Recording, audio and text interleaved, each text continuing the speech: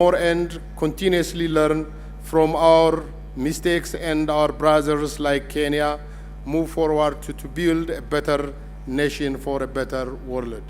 Finally, I would like to congratulate you, the people and government of the Republic of Kenya, and especially Meru, for vigorous, all-rounded political and socio-economic gains achieved so far, and wish this conference a huge success. I thank you.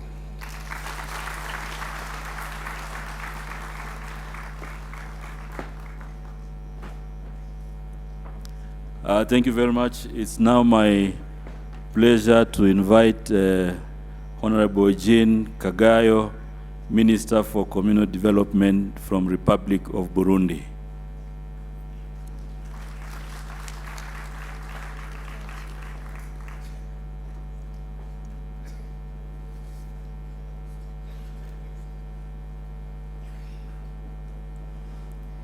Honorable Prime Minister from Namibia, Honorable Minister of Devolution, Honorable Ministers, distinguished guests, ladies and gentlemen, good morning.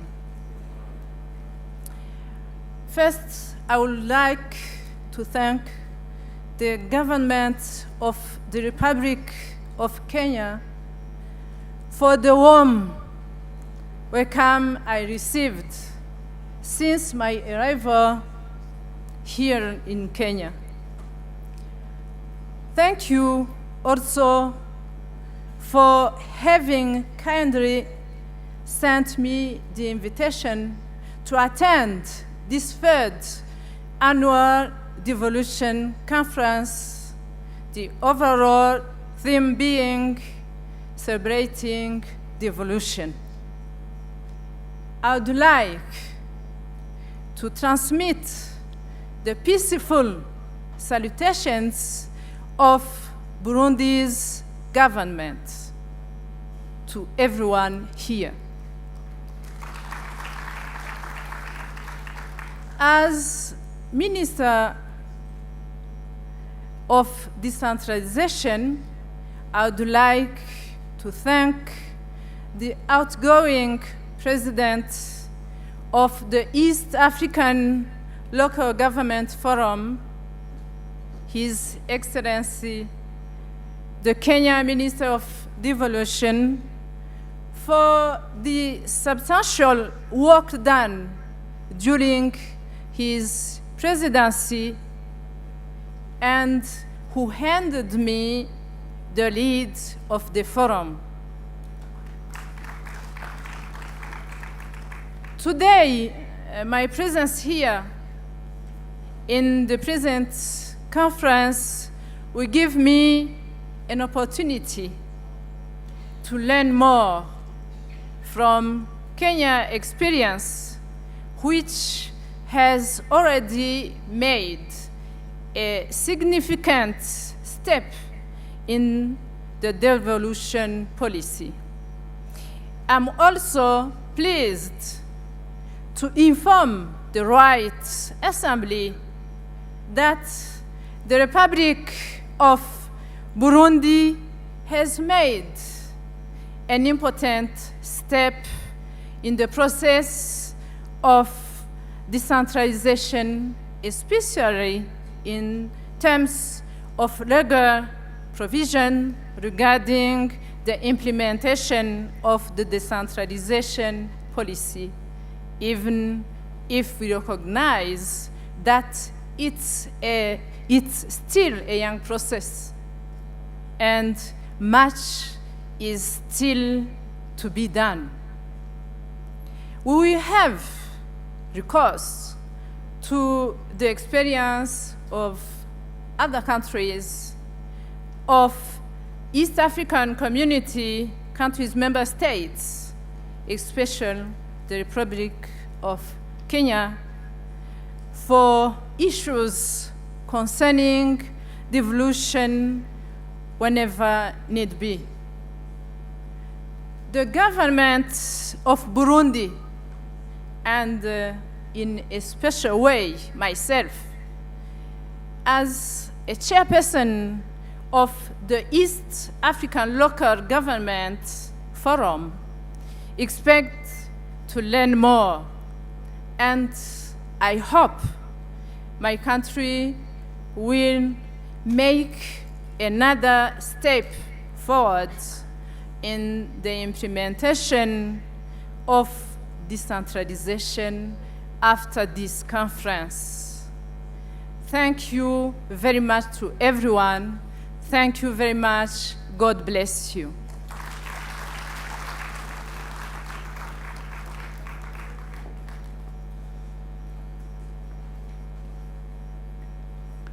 Thank you very much. I think with regard to protocol issues, I would wish to recognize a representative of UNDP who is also representing the Devolution Donor Working Group to quickly come forward and make his remarks, Mr. Michel Belima.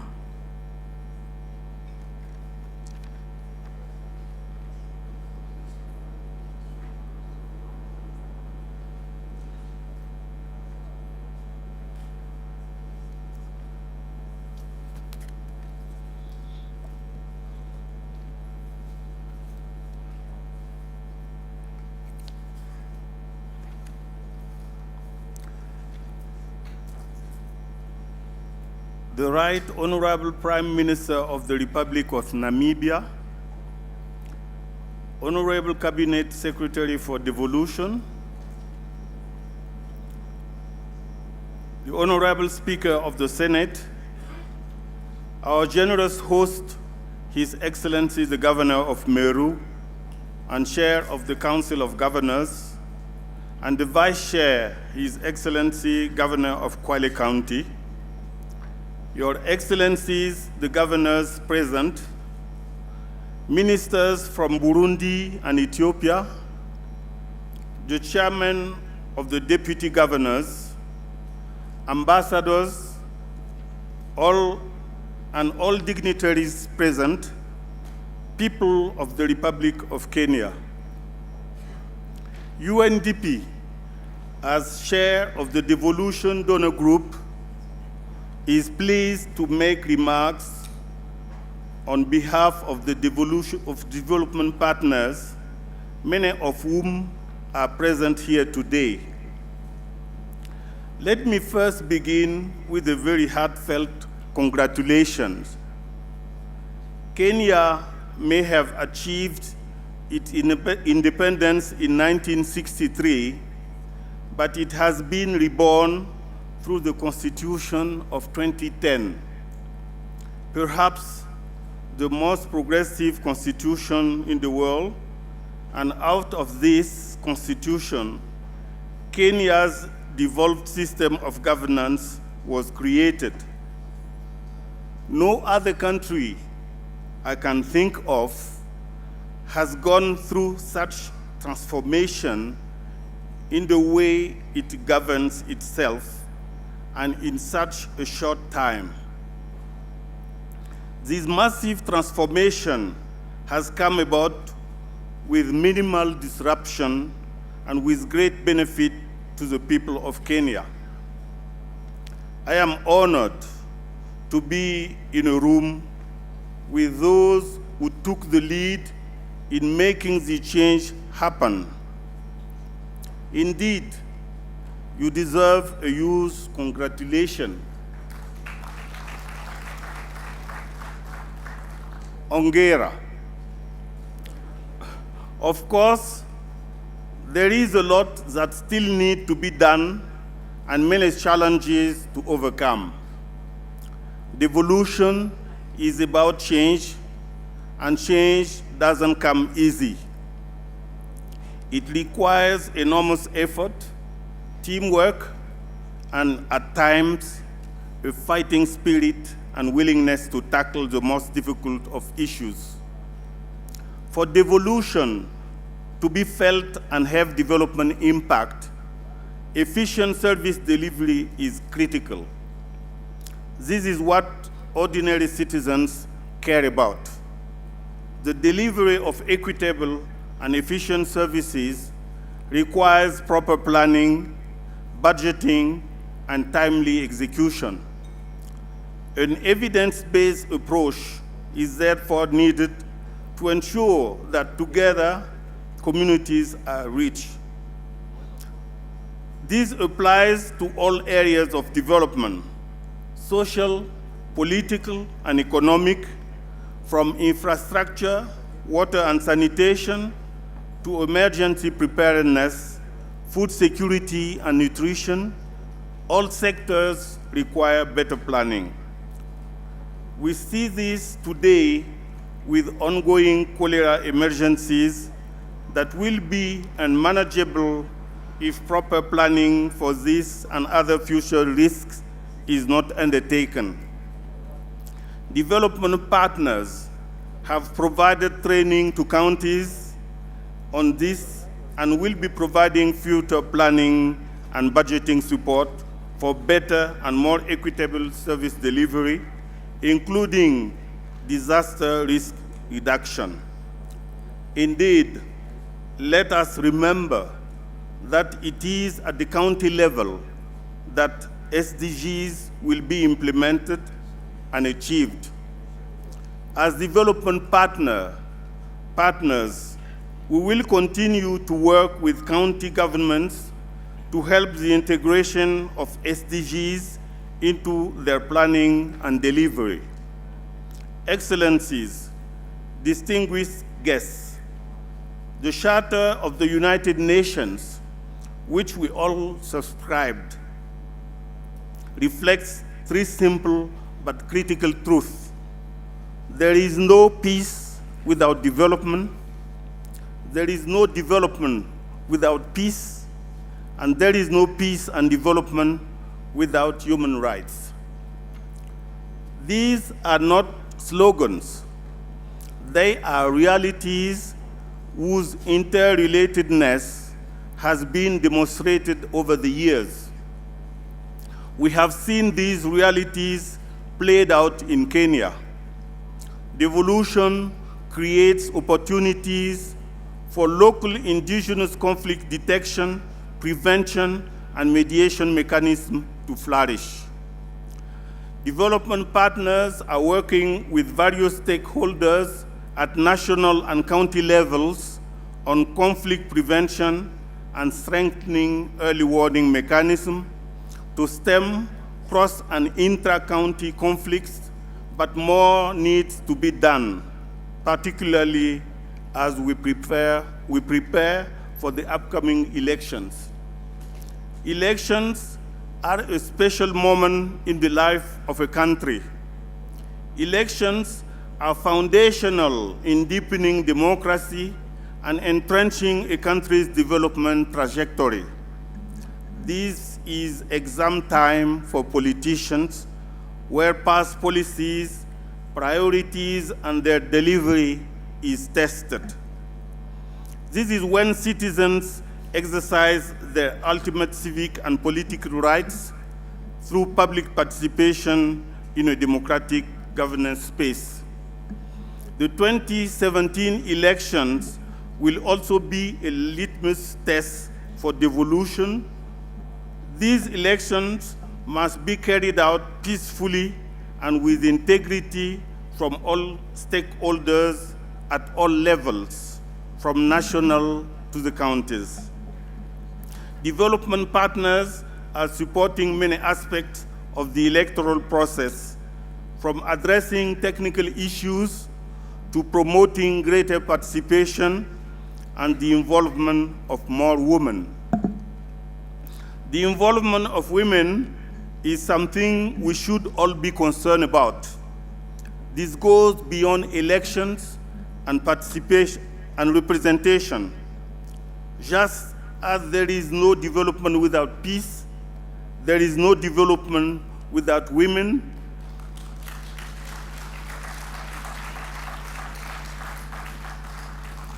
And the inclusion of gender issues in development. Guaranteeing equitable access to services for all women and children, regardless of their locations, is important for sustainable human development. development partners are working at county and national levels to help implement the preference and reservations dimensions in the Public Procurement and Disposal Act. This works toward advancing affirmative action in government procurement, ensuring opportunities for youth, women, and persons with disabilities. Investing resources to reduce gender inequalities is an opportunity for counties to realize the SDGs and county integrated development plans. This includes reducing maternal mortality, improving education outcomes, reducing HIV/AIDS infection, and reducing gender-based violence. Better planning for all citizens can be realized by adopting gender-responsive budgeting. Ultimately, all of this will contribute to driving inclusive economic growth in counties. Kenya is now home to the largest youth populations witnessed in its history. With about 65% of the population of Kenya below 35 years, both a great opportunity and a serious liability exists. Youth are a critical agent for positive socio-economic change. Appropriate investments must be made to harness and unleash their power to innovate and become productive citizens. This could turn counties into economic powerhouses. However, youth can be agents of social unrest if uneducated, unskilled, unhealthy, and without skills for job creation and employment. As committed development partners, we look to deepen our engagement with counties in this important area. Bringing governance closer to the people is what devolution is all about. Entrenching a democratic culture in counties through continuous civic education and public participation will promote inclusive governance. It will entrench the rule of law. It will promote respect for human rights. Together, this will create a sustainable foundation for devolution's long-term success and act as an enabler for greater social and economic empowerment. In conclusion, distinguished delegates, all the achievement that devolution has already brought to the people of Kenya and all of devolution's future promises must be safeguarded. Key to this is the exercise of proper fiduciary control and the exercise of spending in an accountable, transparent, and appropriate manner.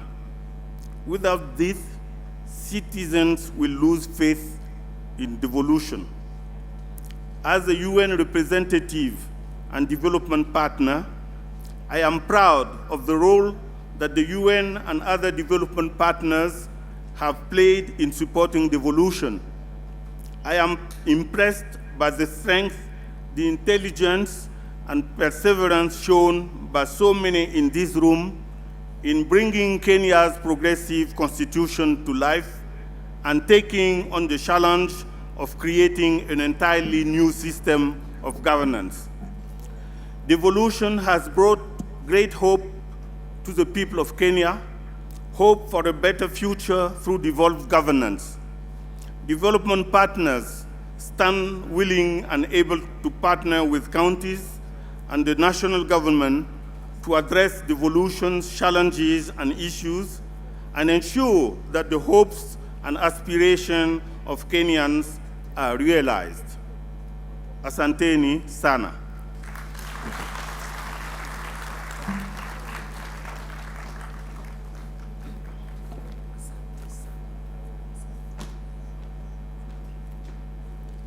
Asante sana.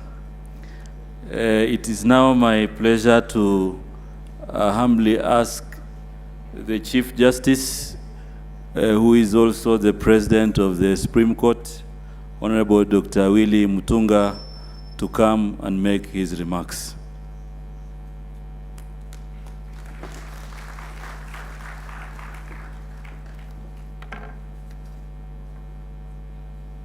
The Right Honorable Prime Minister, Dr. Amadila, Prime Minister, Republic of Namibia, Honorable Kasa Beham, Minister for Pastoral and Federal Affairs, Ethiopia, Honorable Jeanne Kaguro, Minister for Communal Development, Republic of Burundi, the Speaker of the Senate, Honorable Eko Athuro, the Governor Munya, the Chair of the Council of Governors, your Deputy, His Excellency Muvuya, Honorable CS Devolution, Honorable Mwangi Kiujuri, and from there I just say distinguished guests, ambassadors, fellow Kenyans, friends of Kenya. I think that's so inclusive. Good morning. Now, I want to thank the Chair of the Council of Governors, His Excellency Peter Munya, for his kind invitation to me to give this address. It's always refreshing to talk to governors and the important new family of leaders in this country. And this is a speech I've read before, so I'm rereading it because the last time I read it, there were only 4 governors, and I know you are all here. So let me repeat the address. Now, county governments and their leaders have given practical meaning to the dictum government by the people, for the people, and of the people. It has yielded friendlier notions of government. Devolution has made the people see government not necessarily as an agency of force, serikali, but as an agency of development, utumishi. Devolution helps make the point that government need not be ugly or fierce to qualify as a government. As we serve, we must take note of this significant leap in Kenya's constitutional and political culture, bequeathed to us by the great constitution. The judiciary has been transforming, and we have made significant advancement, including within the context of devolution, in spite of the fact that the judiciary is not devolved. We've taken a citizen-centric view in executing our mandate, in the belief that the centerpiece of our service is not so much our location in the constitutional architecture, important as this is, but rather the satisfaction of the ordinary citizen in our service delivery. There can be no denying the fact that the judiciary has been a good partner for devolution, both in terms of its institutional expansion as well as its jurisprudential articulation. We have given meaning and effect to an important part of Kenya's new constitutional and democratic formation. And a few examples are useful. First, we have expanded access to justice through the increase of judicial officers, including kadhis, to several counties. The number of high court stations has risen to 34 today, up from 17 that I found when I assumed office in 2011. And as a result today,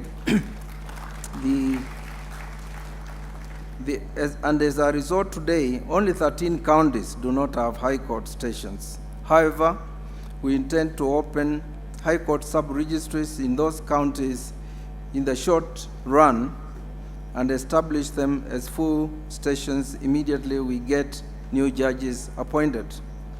We'll soon be opening sub-registries in Mandera, Wajir, and Maralao. The JSC is determined to post judges in all these counties within the shortest time possible. And this is because every part of this country matters, and denial of access to justice, even for one person, is an affront to our Constitution.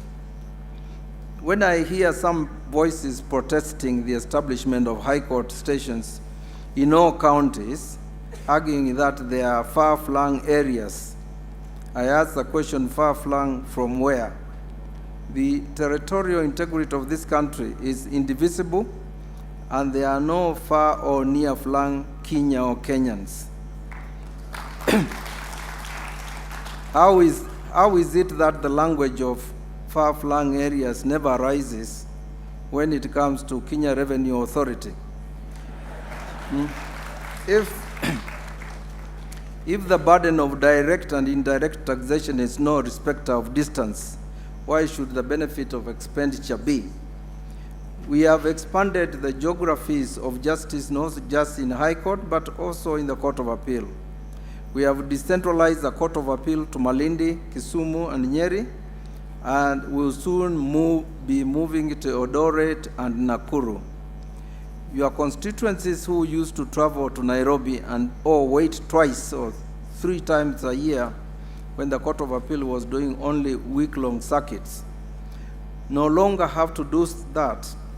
In fact, of this intervention, the waiting time for the Court of Appeal in Nairobi in civil matters has been reduced from about 9 years to 3 years. And in the outer stations, the waiting time in some instances has reduced to less than 1 year. The Court of Appeal in Malindi, for example, is hearing matters real time. And this is transformation, and this is access to justice. I want to thank several county governments for their support to the judiciary. Many, such as Busia, Meru, Nyandarua, and Makueni, have donated or offered to donate land. Machakos, Kajiado, Laikipia have also offered land for courthouses and facilities. We are looking forward to concluding negotiations and transfer of properties. The governor of Kajiado has donated 1.3 acres for construction of a high court, but also donated 1.4 acres for construction of staff houses. And I'm happy to announce that we have secured funding from the World Bank for the construction of one of the most magnificent courthouses in Kenya for Kajiado County. And we shall be breaking ground before I leave office. Now, unbeknown to many Kenyans, court infrastructure has been in a horrible state. Infrastructural development has been a key component to our transformation.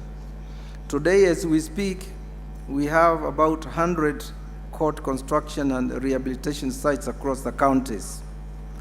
I'm sure some of you may not even be aware that construction works are going on in your backyards. Indeed, the noise you often hear about from the judiciary is not just about fighting corruption, which is a war worth waging. It is also about the hammer and the tongs of construction.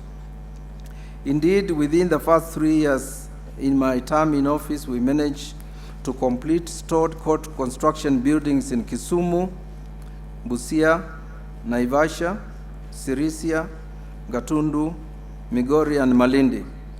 There are other construction projects on course for completion or groundbreaking in Mandera, Garaseni Hola, Mpeketoni, Gariza, Eldama Ravine, Nyando, Muhoroni, Oyugis, Meru, Nkubu, Chuka, Embu, Mandera, Garissa, Molo, Engineer, Nyamira, Kisii, Kajiado, Kibera, Murang'a, Kitui, Kangema, Hamisi, Vihiga, Bugoma, Mombasa, Marimanti, Othaya, Runyenjes, Bomet, Makindu, Kibera, Siaya, JKA, Jomo Kenyatta International Airport, among others. These are real developments, fellow Kenyans, not ghost projects that these countries are so accustomed to. This is what transformation is about. This work, though substantial, is not even enough, and it must continue.